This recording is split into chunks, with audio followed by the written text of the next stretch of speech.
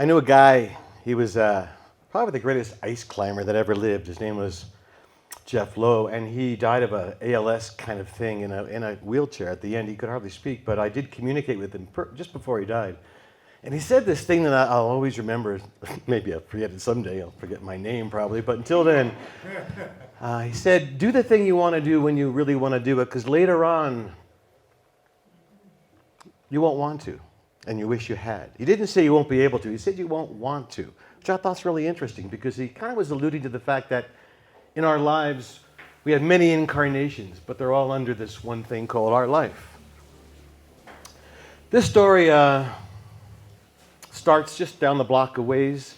It was only Sunday. Now it's Thursday. It was Sunday night, maybe around, you guys were there, around whatever time the Super Bowl let out, like 9 o'clock, and Mike Rothman, who couldn't make it tonight, and Jaffe and I are standing in the rain in the corner of Calle Larga and Benino Malo, trying to catch a taxi cab, and it's starting to rain, and we're wondering, will we get the cab before we're totally drenched, and my phone rings, and it says Jacinto Salz. It's my son's real name. We call him Jack. But Jacinto Salz is calling, which surprised me because it was a weekend, and he's 21. And he's in New Zealand. And as I mentioned, we had just come back from the Super Bowl, and so this voice on the phone says, Dad, are you all right? And I go, yeah. I says, I'm really sorry. You'll get through this. You see, we're huge 49er fans. Says, you're big enough to get through this. Be strong and know I love you. And I thought, although I was tearful for the loss of my team, I was so proud and joyful for the fact that my 21-year-old son called me from his surfing holiday in New Zealand to tell me he cares about my feelings and the 49ers. So this is a story about my son, Jack.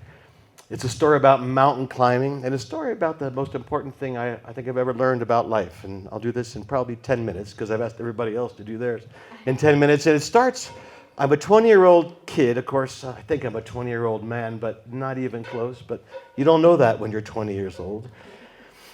And I'm in Patagonia, which is the very end of the South American continent. Many of you have probably been down there. There's a mountain called Fitzroy, which is perhaps the hardest mountain in the world to climb. You've seen it on the Patagonia logo. It's that thing there.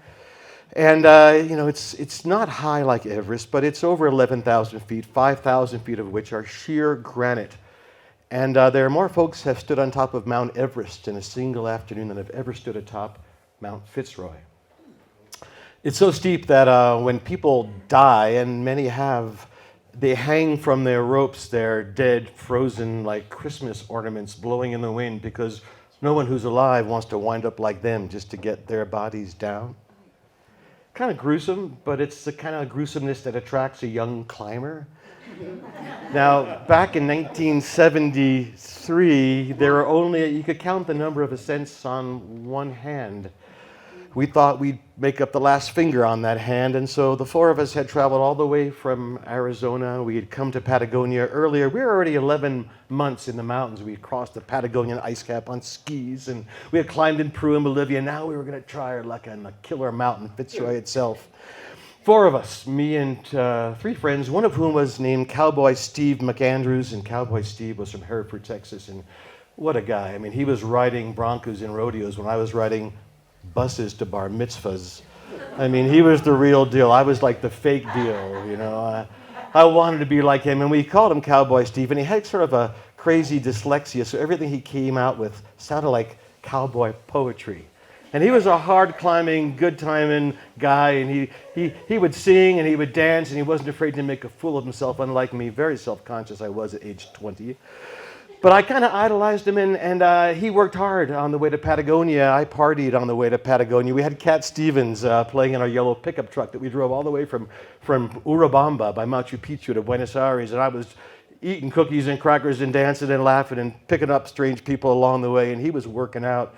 So when it was agreed that only two of the four of us would join the New Zealanders. We had found a New Zealand climbing team, also four people. The two best climbers from each of the groups would be the ones to attempt Fitzroy. The others would be down below and support. McAndrews and I would be the guys climbing for America, and Kevin Carroll and David Kilcullen would be the New Zealanders, the Kiwis. And so we set out on this climb. our goal was to do it in 3 days, up and down. It's so sheer and so steep that it's like climbing Half Dome. You're sleeping from ropes hanging from the side of the mountain. We had food for 3 days, but on the way up, it was 3 days, we were still on our way up. We should have been back down by then. So the four of us agreed that two will climb twice as quickly as four, so the best two should go on and the other two would return. So I agreed. McAndrew's far better the climber than I. In fact, I knew I'd been holding him back because I was not in the shape I should have been. He would climb for the Americans and Kevin Carroll would climb for the New Zealanders. And so David and I descended rappelling, it's called, where you stick only one piece of gear in because you haven't got that many. You got to go down probably 4,000 feet down these lengths of rope that are 150-foot, 11-millimeter doubled. So you have like a lot of rappelling to do. So you can't waste gear. So your life's hanging from a tiny piece of metal stuck into an icy crack as you descend the rope. And you don't bounce down. You very gingerly step down. I look up and see McAndrews disappearing through the mist as we descended, and I never saw him alive again. We got down okay. I don't die in any of my stories, so you know that. But 2 days later, we found the bodies of Kevin Carroll and my best friend, Cowboy Steve McAndrews, at the base of the mountain. And for a 20-year-old, from New Jersey, no less, everything good happens, nothing bad happens, and I was completely in shock. And for a long time, I kind of still am, actually. So flash forward now 30 years, I'm approaching my 50th birthday. And I'm with my friend Stephen Myers, and we're hanging around the mountains in California. He says, Salz, you've done a lot of stuff in your life. Anything left undone? Oh, I've done it all. And then I realized I hadn't done it all.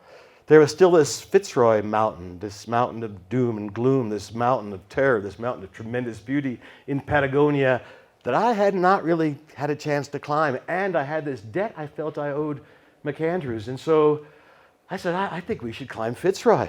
So Myers says, okay, let's do this thing. So I basically, I'm sorry, Jeffy, I took almost all my money out of the savings account that I had, my life savings, and I spent it on 2 years of hiring climbing guides, climbing all over North America, some of the hardest routes, including the face of Half Dome. I just climbed and climbed, and I worked hard, and I organized an expedition. I actually got a film crew to come down to film the Old Fart on Fitzroy expedition, for whatever. It was going to be fantastic, and I was totally engulfed in this. And one day I'm at my desk, and I hear the little pad, pad, pad of tiny feet, and I look over, and there's my son Jack, who's 4 years old, and he's in his little footy pajamas. And he's looking at me, and he says these words ingrained in my mind forever. He said to me, Dad, am I more important than work? I said, of course, Jack. He says, Dad, am I more important than dying? I said, yeah, Jack. And that was that. Flash forward now another couple of months. I got 6 weeks. I have a speaking engagement in Rio de Janeiro. I've got our team together. We're heading down to Patagonia to try and climb Fitzroy. It's 30 years of dreaming are going to come to fruition. I'm in the best shape of my life. Got 6 weeks, and that's usually enough time, despite the fact that Patagonia has the worst weather in the world. So now we're beginning to put up our tent, and we're bringing horse loads full of gear. I mean, a climbing expedition is not a simple thing.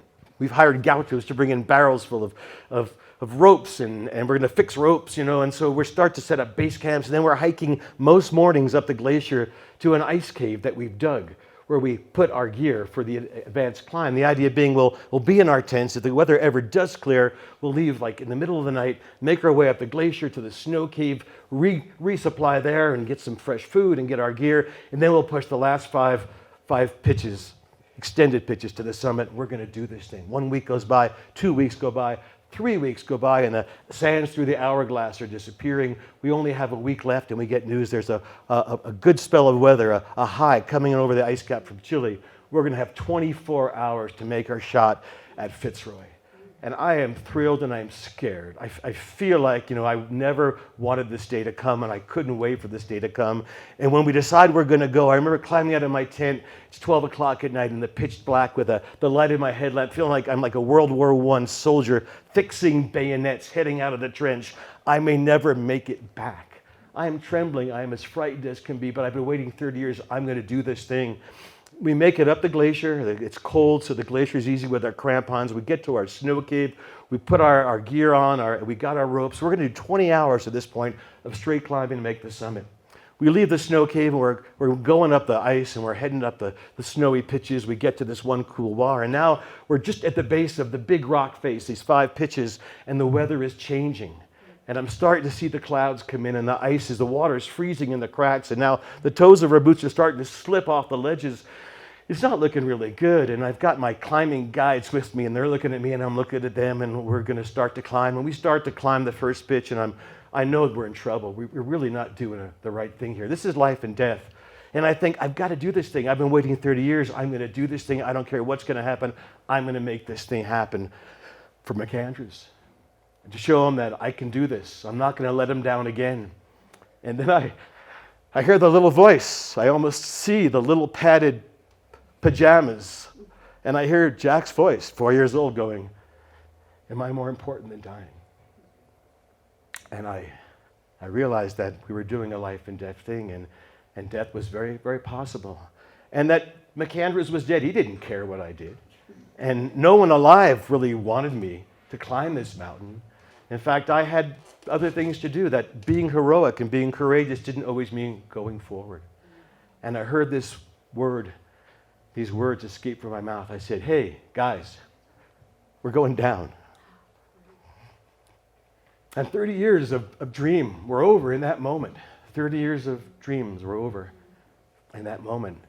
And I had an enormous weight lifted off my shoulder because it was life and death, and I was choosing life.